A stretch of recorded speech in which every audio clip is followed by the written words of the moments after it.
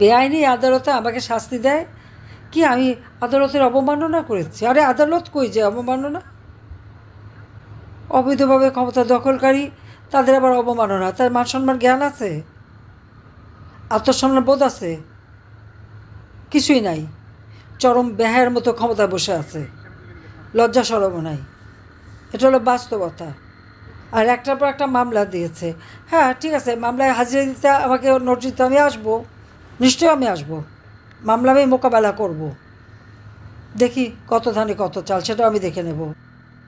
আজকে যারা অর্বাচীনের দল বলে আওয়ামী লীগ রাখবেন, আওয়ামী লীগ শেষ করবে, তা আওয়ামী লীগ শেষ করলে বাংলাদেশের অস্তিত্ব থাকে না। বারবার তো আমাকে হত্যার চেষ্টা করা হয়েছে, আল্লাহ যে যাই হোক আমাকে বারবার বাঁচিয়ে দিয়েছে। কিন্তু বাংলাদেশের মানুষের অধিকার প্রতিষ্ঠার জন্য সংগ্রাম করেছে এবং সেই অধিকার প্রতিষ্ঠা করেছি। আর এই বাংলাদেশকে, যেখানে একটা নির্বাচিত সরকার আমি পূর্ণ করতে পেরেছিলাম এবং শান্তিপূর্ণ ক্ষমতা হস্তান্তর, বাংলাদেশের ইতিহাসে একবারই শান্তিপূর্ণভাবে ক্ষমতা হস্তান্তর হয়। আমরা মানুষ হত্যা করে ক্ষমতা আসে নাই। আওয়ামী লীগ যতবার ক্ষমতা এসেছে জনগণের ভোটে এসেছে। আজকে দেখলাম আমার বিরুদ্ধে কি শাস্তি দিয়েছে 6 মাসের জেল। কেন? আমি আদালত অবমাননা করেছি। আদালতটা কোথায়? আমাদের সেটাই প্রশ্ন। যে যুদ্ধ অপরাধীদের বিচারের জন্য 1973 সালে পার্লামেন্টে ওই আইসিটি আইন পাশ হয়, যুদ্ধ অপরাধীদের বিচারও শুরু হয়। জিয়াউর রহমান এসে এই বিচার বন্ধ করে দিয়ে কারাগার থেকে সবাইকে মুক্ত করে। গোলাম আজম পাকিস্তানি পাসপোর্ট ছিল, কোনোদিন বাংলাদেশের পাসপোর্ট নেয়নি। ওই পাসপোর্ট নিয়ে পাকিস্তানে চলে গিয়েছিল, ওই পাসপোর্ট নিয়ে ফেরত এসেছিল। আর মতিউর রহমান নিজামী থেকে শুরু করে যে কয়জন সাজাপ্রাপ্ত, এরা তখন যুবক ছিল। নারী নির্যাতন থেকে শুরু করে মেয়েদের ধরে ধরে পাকিস্তানের ক্যাম্পে দেওয়া, আমাদের সমস্ত বুদ্ধিজীবীদের হত্যা করা, সব কিছুর সাথে এরা জড়িত ছিল, সব কিছুর সাথে জড়িত ছিল। না পরে না বয়স টয়স বেড়েছে, সুন্দর দাড়িটাড়ি হয়েছে এবং নুরানি চেহারা হয়েছে, কিন্তু এই চেহারা তখন ছিল না। এখনকার ছেলেপেলেরা জানবে? তাদের তো জন্ম হয়নি, জানবে কোত্থেকে? তখন এরা তো রীতিমতো জঙ্গি।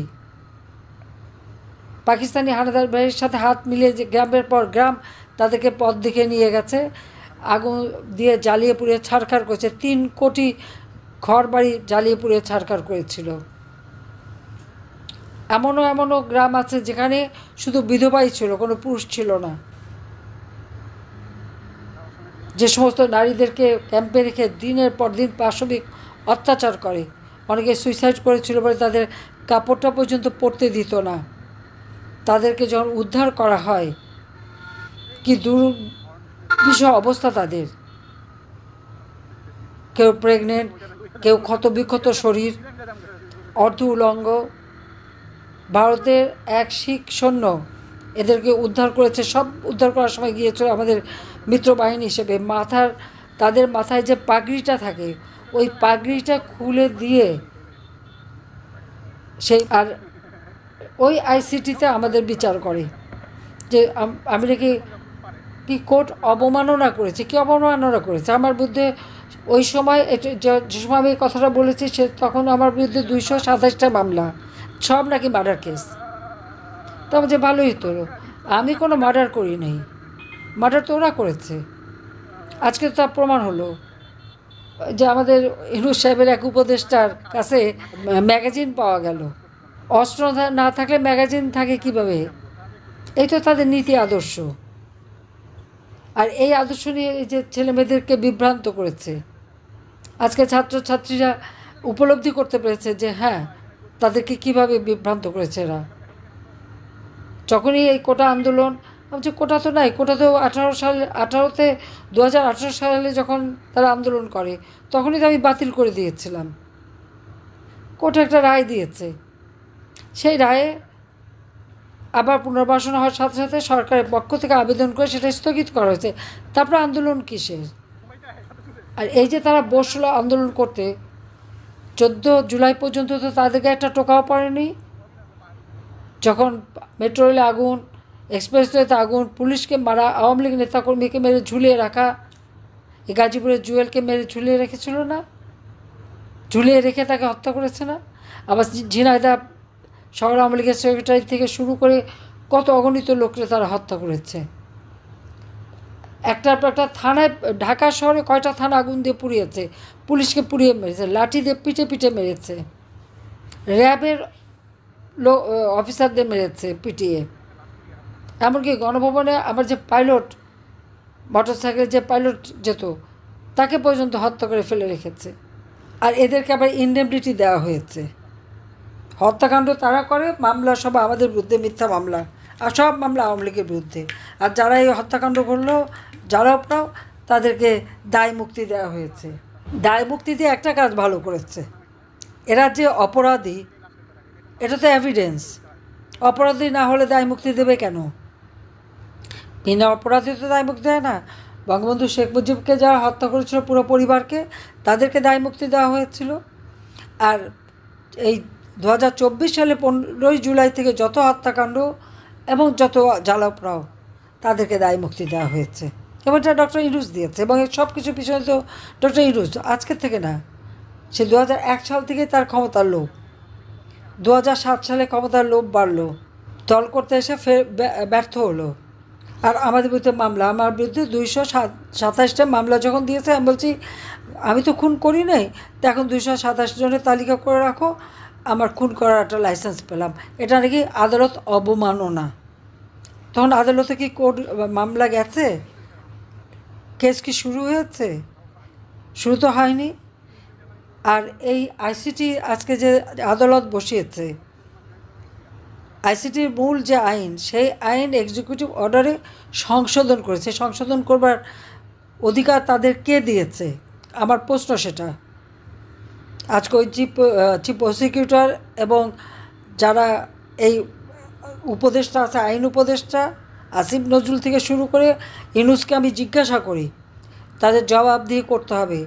তাদের কি লিগ্যাল রাইট আছে? জনগণের ভোটে নির্বাচিত হয়ে ক্ষমতা এসেছে? সংবিধান মোতাবেক ক্ষমতা এসেছে?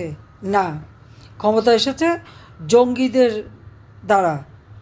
জঙ্গিদেরকে মুক্তি দিয়ে জঙ্গিদের দ্বারা ক্ষমতা দখল করেছে। অবৈধভাবে ক্ষমতা দখলকারীর আবার অধিকার কি থাকে বিচার করার? আর এই আইসিটিতে বিচার, সিআরপিসিতেও মামলা দিয়ে রাখছে, আবার আইসিটিতেও বিচার।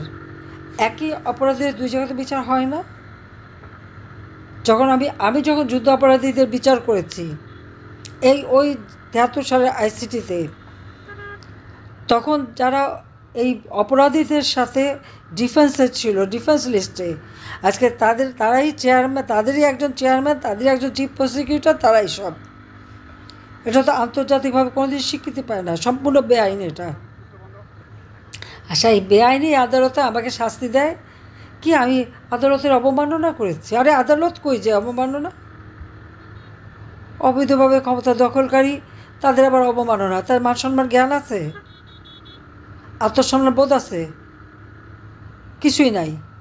চরম ব্যাহের মতো ক্ষমতায় বসে আছে, লজ্জা শরমও নাই। এটা হলো বাস্তবতা। আর একটার পর একটা মামলা দিয়েছে। হ্যাঁ, ঠিক আছে, মামলায় হাজিরা দিতে আমাকে নোটিশ দিতে আমি আসবো, নিশ্চয়ই আমি আসবো, মামলা আমি মোকাবেলা করব। দেখি কত ধানে কত চাল, সেটাও আমি দেখে নেব। বাংলাদেশটা আমাদের জনগণের, আর আমার জনগণই শক্তি, আমার কোনো বিদেশি প্রভুও নাই, আর কিছু নেই।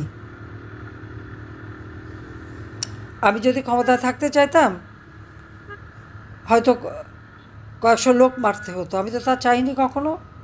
যে কটা হত্যাকাণ্ড ঘটেছে, সব কটা হত্যাকাণ্ড ওই মেটিকুলাসলি ডিজাইনের অংশ হিসেবে। এখানে পুলিশকে দোষ দিয়েও লাভ নেই, সেনাবাহিনীর সদস্যদেরকেও দোষ দিয়ে লাভ নেই। কিন্তু কেউ যদি কাউকে মারতে আসে, এখানে কারো অর্ডার দেওয়া লাগে না, এটা আইনেই আছে কিভাবে হবে। কিন্তু আজকে নির্যাতন চরম আকারে, কোনো মেয়েদের কোনো অধিকার নাই, আব্রু বলে কিছু নেই। কত বড় জঘন্য এরা! এরা বিএনপি করে, জামাত শিবির করে, আল্লাহ রসুলের নাম নিয়ে। আর এইভাবে মেয়েদেরকে উলঙ্গ করা, মেয়েদেরকে রেপ করা, মেয়েদেরকে মানে তাদের পাশবিক অত্যাচার করা।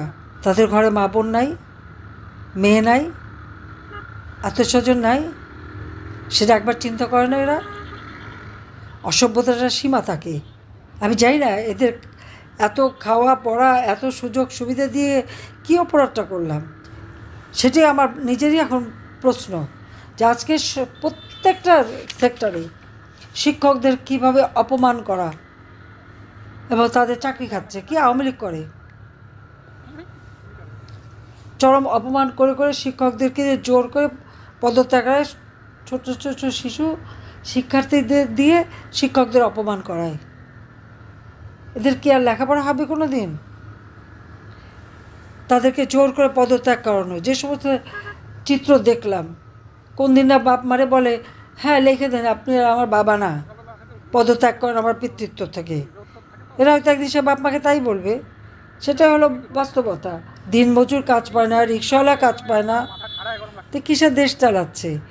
যে বাজেট আমি দিয়ে আসছি, বাজেট তো ওই বাড়াতে পারলো না, আরও কমালো টাকা। কমাবে না কী করবো? তো নিজেটা চোর। ইনুস তো আমাকে দেয় শাস্তি।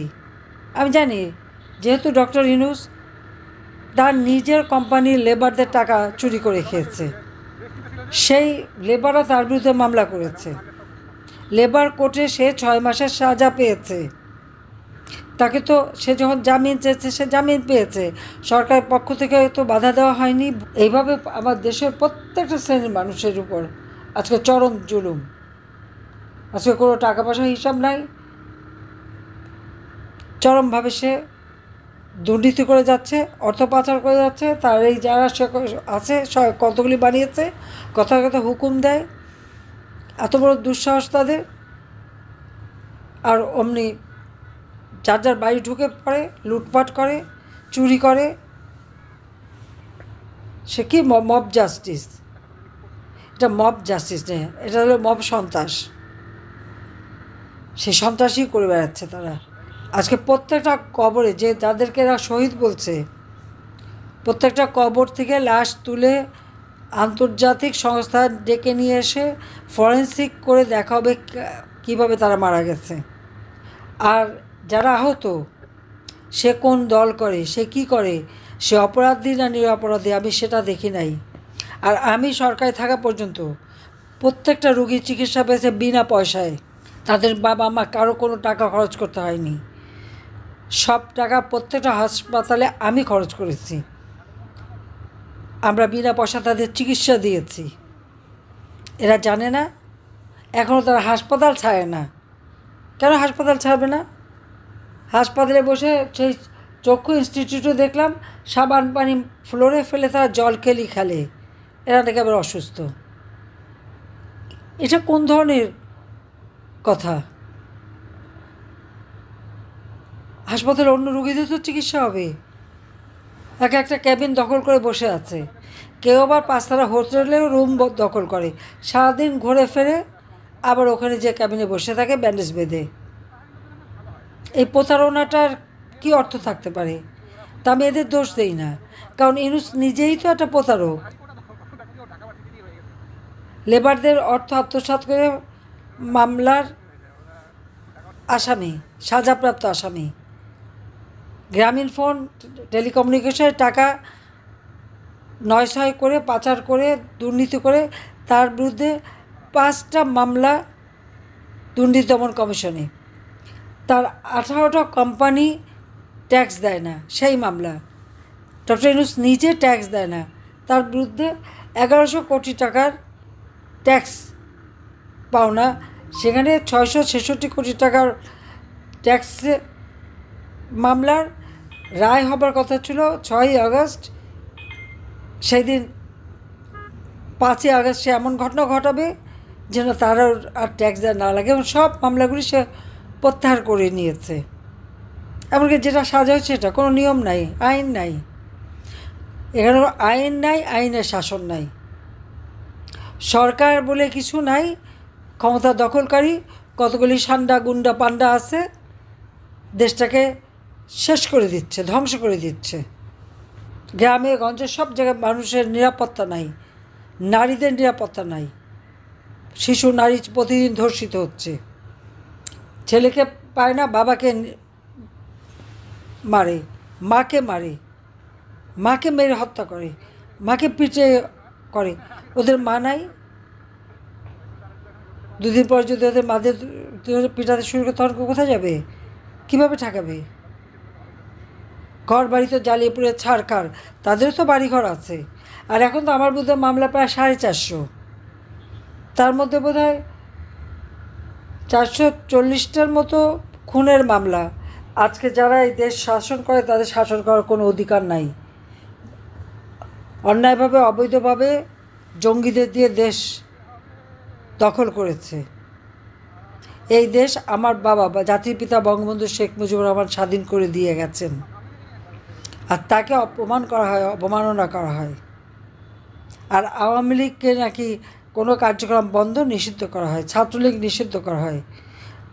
এই ডক্টর ইউনূস একটা অবৈধ ক্ষমতা দখলকারী, তার প্রত্যেকটা হুকুম, প্রত্যেকটা অর্ডার অবৈধ।